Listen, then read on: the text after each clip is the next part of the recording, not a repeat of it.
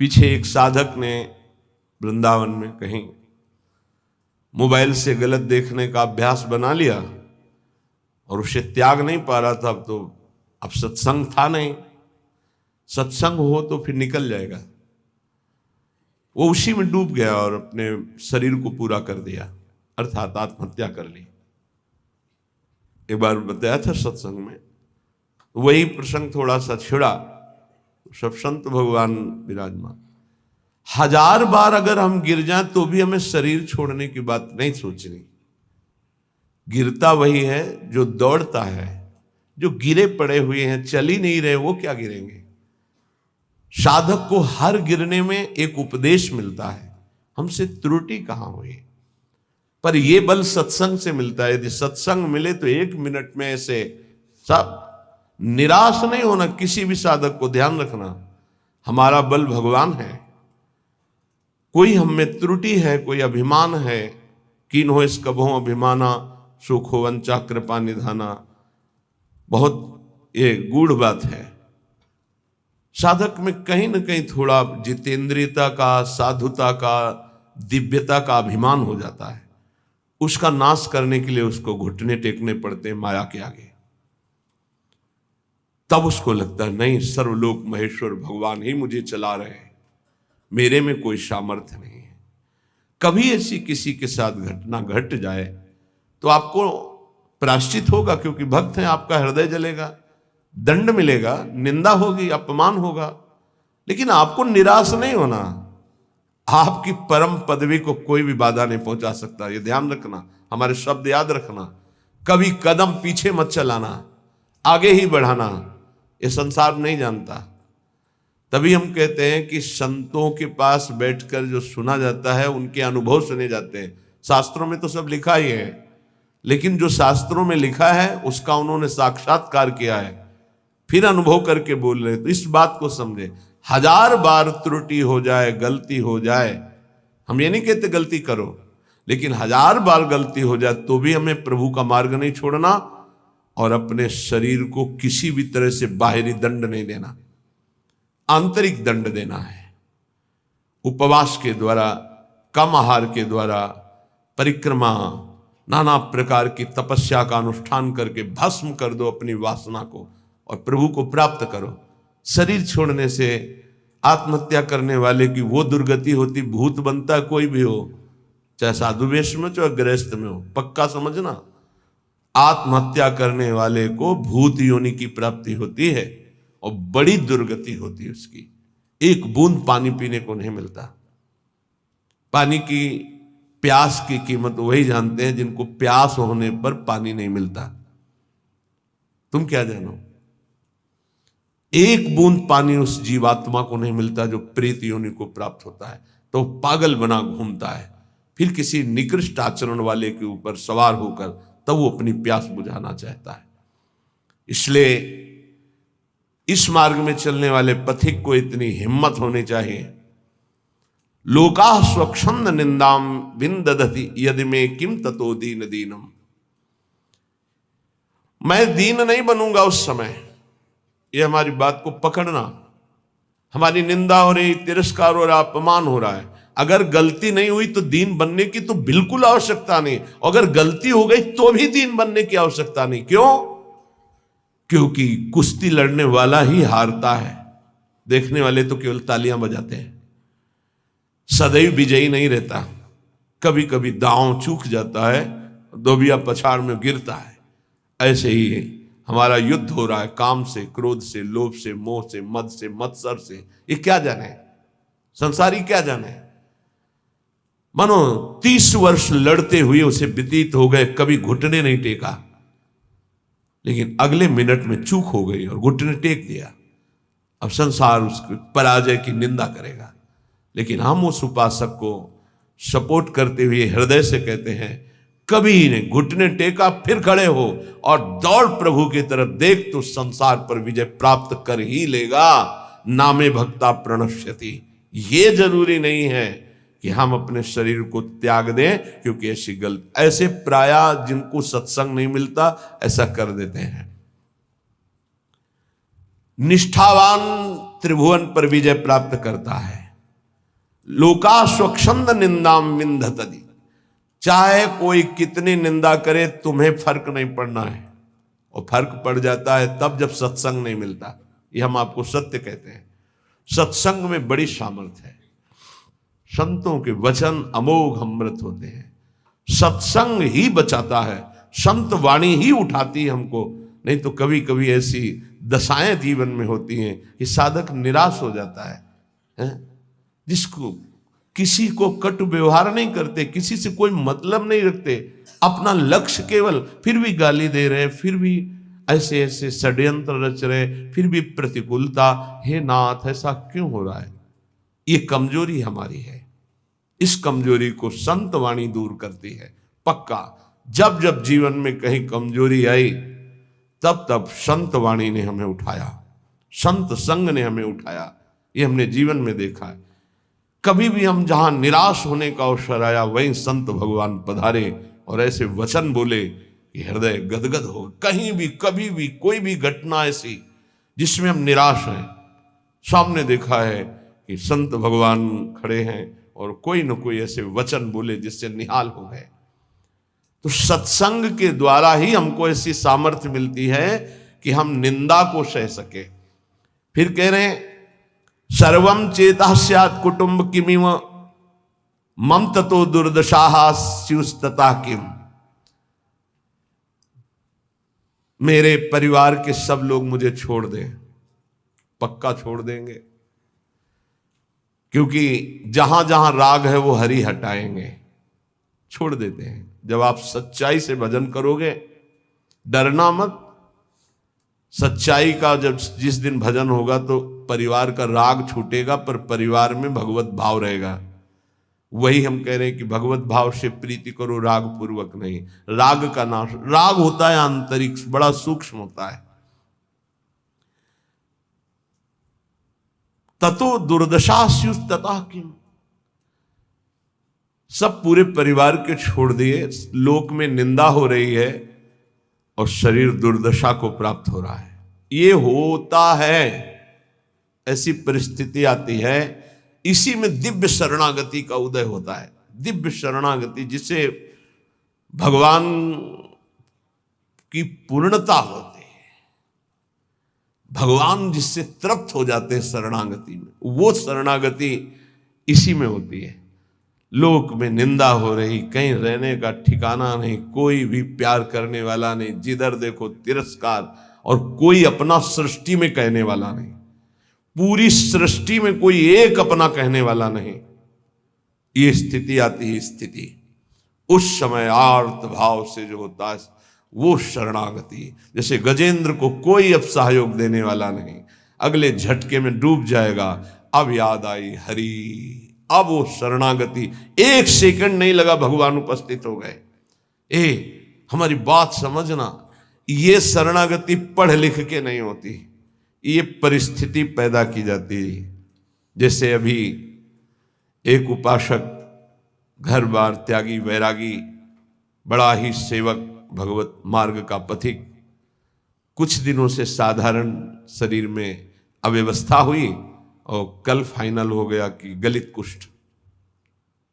बहुत पुराना प्रारब्ध जागृत होता है। जैसे भीष्म जी 6 महीना बाणों की शैया पर, बाल ब्रह्मचारी, नैष्ठिक परम तप में युक्त, ऐसे ही जब हमारी भगवत प्राप्ति का योग बनता है, पक्का दिमाग में बैठा लो। कल या परसों कह रहे थे कि एकांत में सोचा करो कभी कभी कि अगर हमें कैंसर हो जाए तो, हमारी आंखें फूट जाएं तो, और कल ही आ गया रिपोर्ट कि एक साधक को गलित कुष्ठ हो गया है।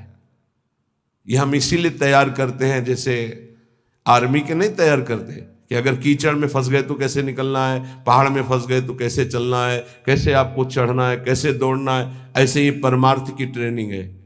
आपकी किडनी फेल हो जाए तो, आपका ऐसा हो जाए तो, आपका कोई न रहे तो, आपको कई दिन भोजन न मिले तो, आपको संसार निंदा करने लगे तो, इनमें सब में परिपक्व करना ये हमारा कर्तव्य है। परिपक्व होना अपने लोगों का कर्तव्य है।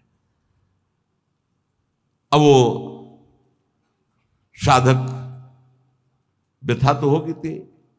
गलित कुष्ठ का मतलब अभी तक तो मेरी दृष्टि में इसमें कोई भी औषधि का योग नहीं देखा था। अब नया चल पड़ा हो तो नहीं कहते, जैसे किडनी फेल होने का मतलब है मृत्यु, लेकिन अब डायलिसिस चल पड़ा है, उससे जब तक जिलाएं तब तक जी सकते हैं, जब तक योग है।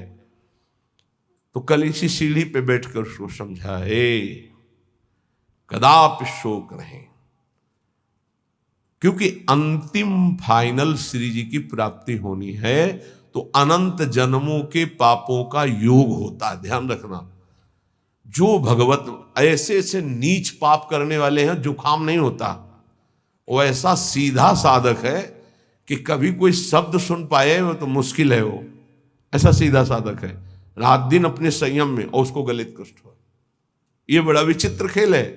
पूर्ण धर्म से चलने वाला, पूर्ण त्यागी, पूर्ण भगवत मार्ग, इतना भी कहीं अपराध की संभावना नहीं, किसी से कोई मतलब ही नहीं, कोई जानता ही नहीं, और उसको गलित कुष्ठ। ये क्या है? अनंत जन्मों का हिसाब बराबर श्री जी के पास जाना है, श्री जी के पास जाना है। रामकृष्ण परमहंस जी के गले में कैंसर, भयानक पीड़ा का हर समय संयोग, किस लिए? अंतिम जन्म है, अब जाना है मुझे लाडली जी के पास जाना है। तो जितना हिसाब किताब है बराबर फटाफट बराबर होता है।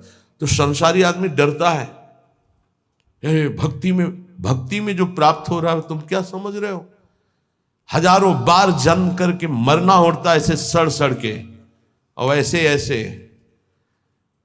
ऐसे कुछ नहीं बिगाड़ पाएगा गलित कुछ नहीं बिगाड़ पाएगा। सभा में कह रहे कुछ नहीं बिगाड़ पाएगा। प्रारब्ध ही तो है ना, पूर्व पाप। राधा नाम से बढ़कर प्रारब्ध होता है क्या? है कुछ नहीं। कल यही सब है, कुछ नहीं। सियार नहीं पैदा होते सिंहों के सिंह ही होते हैं। हरिदास सिंह होता है। गर्जना करना हमारा कर्तव्य है। एक गर्जना में लाखों का कल्याण होता है, एक कदापि नहीं। शरीर भाव से ऐसे संतों को देखा है। बरगदिया बाबा, पैर से सड़ना शुरू हुआ, कीड़ा पड़ गया, मुख तेज में और शरीर में कीड़े, बैठे हैं शांत भाव से, कीड़े पड़े हुए शरीर। क्या अंतिम जन्म में खत्म खेल। ये बड़े बड़े महापुरुषों के जीवन में आता है। यदि आप भगवत मार्ग में, अभी एक दो दिन पहले कहा था, यदि बैलेंस बना के चलोगे तो कोई बाधा नहीं। क्या? राधा राधा राधा राधा राधा, लड़का बच्चा परिवार भोग सामा। और जो अगर इसमें आ गए कि आपसे कुछ नहीं चाहिए, केवल आप चाहिए, फिर तो हिसाब किताब लंबा पड़ जाएगा। क्योंकि उनके गले लगने के लिए फिर कोई कर्म संस्कार नहीं बकाया रहेगा। पूर्व संचित क्रियमाण प्रारब्ध सबका विध्वंस होगा। अब विध्वंस का खेल मचेगा, तब सच्चिदानंद के गले लगोगे। तभी कहा नारायण अति कठिन है, हरि मिलन की बाट, या में पग पीछे धरे प्रथम शीश दे काट। ये आज आप जीना है तो कष्ट में जीना है, पूरे शरीर में। या सब शुरू हो गया। इसलिए घबराना नहीं है सुन करके कि भगवान की प्राप्ति का मतलब है गलित कुष्ठ रोग हो जाना, किडनी फेल हो जाना। तो और सब अमृत पी रहे हैं क्या? आप देखो अस्पताल बड़े बड़े भरे। ये आखिरी जन्म है भक्त का, इसलिए बहुत जल्दी जल्दी डॉक्टर के पास रहोगे तो डरोगे नहीं। सत्संग सुनते रहोगे ना तो तुम डरोगे नहीं तो डर जाओगे। इसीलिए जल्दी कोई श्री कृष्ण से मिलना नहीं चाहता। ये बड़े खिलाड़ी हैं। यहां लगन लगन सब कोई कहे, लगन कहावै सोए, जा लगन में तन मन डारे खोए। आपसे प्यार किया है, नरक भेजो। अब इन धमकियों से हम डरने वाले नहीं। अब आपको दौड़कर गले लगाएंगे ही लगाएंगे। आप भी नहीं रोक सकते। बोले इतना गरज कर कैसे बोल रहे हो? गुरु ने मंत्र दिया है हमको इनको वश में करने का। ये जो मंत्र है जानते हो, इसे क्या कहते हैं? निज मंत्र। निज मंत्र, वो मंत्र जैसे हाथी को अंकुश वश में कर लेता है, ऐसे हरि को मंत्र वश में कर लेता है। गुरु मेहरबान हो गए तो चेला पहलवान हो गया। अब हरि भी नहीं रोक सकते अपने मिलने से, अब हरि भी नहीं रोक सकते अपने मार्ग में। क्यों? गुरु ने। हाँ बस गुरु केवटिया से मिले रहना, कुछ लेना न देना, मगन रहना, निश्चित पार हो जाओगे। सुना था एक राधा कुंड के भगवान संत की चर्चा में कि गलित कुष्ठ आया हो, कहा 12 वर्ष का। हाँ, तो अपने लोगों के पास ले आएगा, अपने लोगों के पास ऐसे आता है, पूरा आके चढ़ बैठा। और जब चढ़ बैठा है तो राधा के लिए कुंज का स्वरूप वो जानता नहीं है, स्वागत उसका बढ़िया होगा, कुछ नहीं होगा, देख लेना। हम क्या कह रहे हैं? कुछ नहीं होगा, देख लेना। क्या होगा? श्री जी गले लगाएंगे। ये संसार क्या करता? बोले स्यात् कुटुंबम किमिमम ततो दुर्दशा। दुर्दशा देखकर परिवार के लोग भी हट जाते हैं। पक्का, ये खूब देखा है। 2-4 दिन वाली प्रियता बात अलग है, या बहुत बहुत जननी थोड़ा प्यार, फिर इसके बाद कोई प्यार नहीं करता संसार में। पक्का आप लोगों को भूल भुलैया में फंस रहे हो, इसलिए ऐसा लगता है। नहीं, अपने जीवन में देखा है और पक्की बात है, कोई प्यार नहीं करता। अगर कोई प्यार करता है तो भगवान, अगर कोई प्यार करता है तो भगवान जिससे प्रेरित करते हैं वो, अन्यथा नहीं। दुर्दशा स्युस्ततः किम, मेरी दुर्दशा हो जाए तो अभी मेरा क्या। जब कोई होता है तो उसमें बैठकर वो बोलती हैं, और जब कोई प्रगट में नहीं होता है तो वो स्वयं बोलते हैं। तो धन्य है उसका जीवन कि जब शरीर दुर्दशा में हो और कोई प्रगट में पास ना हो, तो ये लाडले दोनों खेलते खेलते आ जाते हैं, प्रिया प्रीतम, और बात करते हैं। ये कथा नहीं कह रहे, ये व्यथा कह रहे हैं। हृदय की जब व्यथा उत्पन्न होती है तब कथा की रचना होती है, तब उसकी जीवनी की रचना होती है। दुर्दशा मांगो, मांगोगे? कोई हिम्मत है किसी की कि प्रभु मुझे ऐसी दुर्दशा दे दो जिसमें आपके सिवा कोई भी ना हो। और ये संसार, जिस कमरे में आप होगे उस कमरे की खिड़की में भी नहीं झांकेगा कि कहीं ऐसे न कह दे, बुला न ले। पक्का खूब अच्छे से देखा है, खूब अच्छे से देखा है। ये बात बहुत इसलिए रुक रुक के कह रहे हैं कि जीवन में सबके आता है, सब दिन होत न एक समान। एक दिन तुम सुख से इतराते हुए छाती फुलाकर अभिमान से डोल रहे हो, जब तुम्हारे कर्म का परिणाम आएगा तो छाती फुला के फिर सहने की ताकत नहीं होगी। इसलिए अभिमान मत करो, पाप मत करो। पीछे का हिसाब ही इतना है कि लाखों बार जन्म ले तो भी हम नहीं भोग पाएंगे। उसको मिटाने के लिए मानव देह मिला है, खूब नाम जप करते हुए उसको मिटा दो। सेवाधीशश्च न स्याद् यदि किमु ततः श्रील वृंदावने हम। अगर मेरी ऐसी शरीर की दुर्दशा और सेवा नहीं बन पा रही भगवान की, तो मुझे कोई फर्क नहीं पड़ेगा। क्यों? क्योंकि मैं पड़े पड़े रोते हुए उनकी सेवा करूंगा। एक होती सामग्री से सेवा और एक होती रुदन से सेवा। तो यहां कह रहे हैं सेवाधीशश्च न स्याद् यदि किमु ततः श्रील वृंदावने हम। अब हमसे प्रगट सेवा भी नहीं हो पा रही तो मुझे क्या, क्योंकि मैं हूं तो ना उनका। ये देखो, ये हिम्मत, ये निष्ठा बहुत जरूरी है। ये इसलिए कि आज आप स्वस्थ हैं, आप परिक्रमा दे सकते हैं, सेवा कर सकते हैं। कल ऐसी भी स्थिति आ सकती तो क्या। कभी कभी सोचते थे, जब रात के 8 बजे स्नान कराते थे श्री जी को, हिम्मत बनाई रात्रि तक उठ पाए, श्री जी को स्नान करा रहे धीरे से जैसे बना, तब सोचते थे श्री जी आपकी सेवा कैसे होगी। आज हमारे तो 2 हाथ नहीं सेवा कर पाते, लेकिन आज सैकड़ों हाथों से श्री जी को दुलार हो रहा है। ये उनकी महिमा।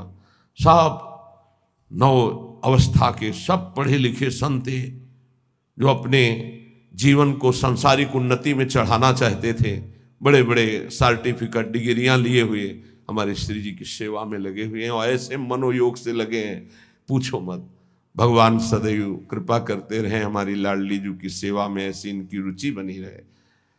कभी कभी जब श्री जी को श्रृंगारित देखते हैं, इन सब का प्रयास देखते हैं, तो ऐसा लगता है कि हमारी एक एक वृत्ति जो सेवा की थी वही इनके रूपों में आकर के विराजमान हुई है। जैसा हृदय से चाहते थे, भावना में करते थे, वही प्रगट में आज सेवा हो रही है। अगर शरीर से सेवा भी न बने तो हमें क्या, क्यों मैं आपका हूं, आपके निमित्त पड़ा हूं। यथा श्याम्भस्यास्थाय धैर्यम, ये बहुत बढ़िया श्लोक भगवत प्राप्ति के लिए कह रहे हैं, बहुत जोर की बात इस श्लोक में कह रहे हैं। जैसी भी परिस्थिति रखोगे मैं धैर्य नहीं छोड़ूंगा। ए हरि, आपसे है, आपसे जैसी परिस्थिति देना चाहो दे दो। क्या लोक में स्वच्छंद निंदा कराओ, लोग अपमान कर दें, तिरस्कार कर दें, तो भी मैं दीन नहीं होऊंगा। दीन का मतलब हाय हाय अब हमारी सब निंदा करने वाले, कोई हमारा नहीं, ऐसा कभी नहीं होगा। यदि हमें कुटुंब परिवार छोड़ दे, शरीर हमारा दुर्दशा को प्राप्त हो जाए, प्रगट में सेवा भी ना कर पाऊं, तो भी स्थास्याम्यास्थाय धैर्यम मम निज परमाभीष्ट सिद्धिर भवत्रे, मेरे को भगवत प्राप्ति से अब कोई नहीं रोक सकता, क्योंकि मेरा धैर्य है कि मैं प्रभु का हूं। हमारे माई श्यामा जी को राज, अब इसी से भगवत प्राप्ति होगी, पक्का होगी। यही हम कई बार समझाना चाहते थे, जो आज इस श्लोक में निकला है। कैसी भी परिस्थिति हो, भजन भी ना बने तो भी भगवत प्राप्ति होगी। बोले भजन के बिना भगवत प्राप्ति कैसे होगी? भरोसे में, भरोसे में। आगे पड़ा जटायु देखा, सुमिरत राम चरण की रेखा। भगवान के चरणों, मानो दुर्दशा है शरीर की, कोई पास नहीं, नाम से कोई साधन बन रहा है, ना कोई भजन। भारी पीड़ा है तो भजन भी नहीं बन रहा है, तो क्या? बस आशा है आपकी, भरोसा है आपका कि आप बड़े कृपालु हो, आप अपनी कृपा से मुझे मिल जाओगे, अपने समीप बुला लोगे, पक्का। श्रीपाद कह रहे निज परमाभीष्ट सिद्धिर भवित्री, हमारा जो अभीष्ट था भगवत प्राप्ति वो पक्का हो जाएगी। बस क्या? धैर्य मम, मेरा ये धैर्य विचलित ना होने पावे, कुछ भी हो जाए। देखो इसमें ये नहीं देखा जाता कि इस समय इसकी परिस्थिति क्या है, हमारे प्रभु ये नहीं देखते, वही तो देते हैं। वो ये देखते हैं इस समय इसकी स्थिति क्या है। अंदर में जो हमने भरोसा पाला है जीवन में, वो कभी कहीं भी नहीं छूट सकता। हम माने कि नाम जप नहीं हो रहा, वाणी पाठ नहीं हो रहा, माना कि हमसे सेवा नहीं हो रही, माना कि हमारे अंदर कोई अब भागवतिक विचार भी नहीं रह गए, लेकिन ये जो एक झीना सा धागा है कि मैं श्री जी के भरोसे हूं, इसको कौन तोड़ सकता है? इसी से भगवत प्राप्ति होती है, इसी भरोसे से। व्यास भरोसे कुंवर के सोवत पांव पसार, अर्थात मैं निश्चिंत होकर पढ़ाऊं, मुझे निश्चित भगवत प्राप्ति होगी। जो श्रीपाद करे मम निज परमाभीष्ट सिद्धिर भवित्री, बहुत जोर की बात है। हर उपासक के लिए ये अध्यात्म की चरम सीमा की स्थिति की बात है। इस पर विश्वास कर लो अगर कर पाओ। कैसी भी परिस्थिति हो, मैं श्री जी का हूं, श्री जी का ही रहूंगा, चाहे कितना भी कष्ट आ जाए, निश्चित भगवत प्राप्ति हो जाएगी। निश्चित आपको वो परम सिद्धि प्राप्त होगी जो किसी साधना से नहीं प्राप्त होती है। जब तक शरीर स्वस्थ है तब तक कचाई न रखो। कल चर्चा हो रही थी काचे धर्मी की, उसमें जो शेष है उसको श्रवण करो तो कच्चाई दूर हो जाएगी, तो निष्ठा आ जाएगी, सच्चाई धैर्य आ जाएगा। श्री सेवक जी महाराज कह रहे हैं कि जब आपने शरणागति हरिवंश चंद्रजू की ले ली, ध्यान से सुनिएगा, लोगों के मन में कई तरह की शंकाएं रहती हैं, इनका त्याग कर दो। गीता जी में भगवान ने कहा ये यथा माम प्रपद्यन्ते तास तथैव भजाम्यहम्, मुझे जैसे जो भजते हैं मैं उनको वैसा ही भजन में अनुभव हो। अब आप प्रभु को पत्नी रूप से भज रहे हैं तो वही बैठे हैं तुम्हारे पास, तुम्हें समझ में नहीं आ रहा। पुत्र रूप से भज रहे हैं तो पुत्र रूप में वही बैठे हैं। ये था माम प्रपद्यन्ते, इसको बहुत सरलता से देख लो। आप जिस रूप में प्रभु को देखना चाह रहे हैं वही रूप प्रभु दिखा रहे हैं। अब हम निकुंज उपासी हैं, हमारी उपासना का एक विशुद्ध मार्ग है। क्या विशुद्ध मार्ग है? जिसमें हमारे आचार्य और रसिक महापुरुष गए, हम उसी मार्ग के पथिक हैं। हमें बाहरी उपदेश नहीं सुनना। क्या बाहरी उपदेश? आज तो अमुक व्रत है, आज ऐसा है, आज ऐसा है। देखो, बहुत शास्त्रों का सम्यक आराधन करके बोल रहा हूं, ये ना समझो कि मुझे पता नहीं। जैसे किसी का प्रश्न आता है कि बिना तुलसी के ठाकुर जी का भोग नहीं लगता, ये जानते हो कहां आता है? जहां हरि चरणों की उपासना है, खूब विशुद्ध भाव से इसका मूल जड़ तक चिंतन करने वाला ये भाव है। कोई ऐसा ना समझना कि बाहरी। तुलसी जी कौन है? वृंदा। कौन सी वृंदा? यहां वृंदावनेश्वरी की सखी वृंदा सखी नहीं, ध्यान रखना, ये वृंदा सखी नहीं, ये अधिष्ठात्री हैं। अनादि वृंदावन, अनादि वृंदा सखी, ये वो वृंदा जो नारायण को पति रूप में बनाना चाहती थी। तो देवर्षि नारद जी आए और कहा, देवी, नारायण को ऐसे तुम पति रूप में नहीं बना पाओगे, पहले तुम्हारे पातिव्रत धर्म की परीक्षा होगी। बोले देने के लिए तैयार हूं। बोले एक व्रत तुम्हारा पातिव्रत यदि पास हुआ तो नारायण तुम्हें पति रूप में प्राप्त होंगे। बोले तथास्तु। आप हमें बोलिए किसके साथ मैं अपनी आराधना का स्वरूप प्रकाशित करूं? तो उनका जालंधर राक्षस, इसको पति बनाना होगा और तुम्हारे पातिव्रत से त्रिभुवन में पता चलना चाहिए कि तुम्हारी जैसी कोई सती और पतिव्रता नहीं। बोले जैसा आप आदेश करेंगे। ऐसा जालंधर राक्षस पति रूप में वर्ण किया और ऐसा सतीत्व तो पूरा चरित्र है, त्रिभुवन में कोई उसका बाल बांका भी नहीं कर पाया, सती वृंदा के पवित्र चरित्र और उनकी उपासना के कारण। भगवान शंकर आदि बड़े बड़े देवताओं ने दिव्यास्त्रों का प्रयोग किया, जालंधर का कुछ नहीं बिगड़ पाया।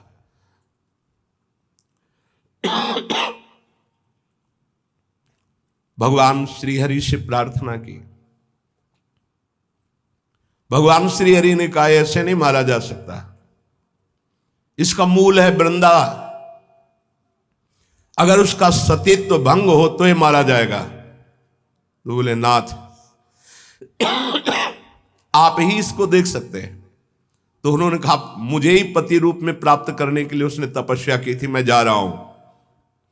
नारायण रूप से नहीं गए, छल किया।